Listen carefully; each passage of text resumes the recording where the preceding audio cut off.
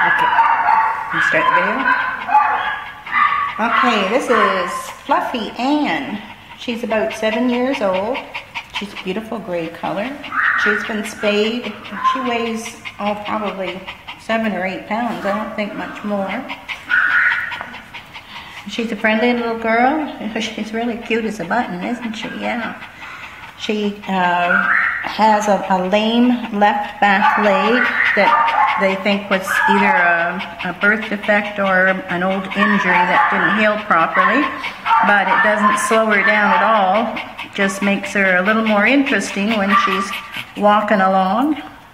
She's a friendly little girl. She's holding her own amongst all the dogs here at the rescue, which can be a little chaotic, can't it? But she's, whoop, there we go, little timid.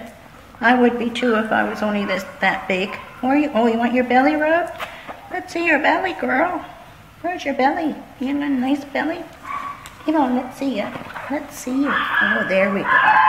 There we go. Come on, let's see how pretty you are. You really are pretty. You have a sweet little face and a very pink tongue. Then you're ready to go home, so come and see me. I need someone to love, and someone to love me too.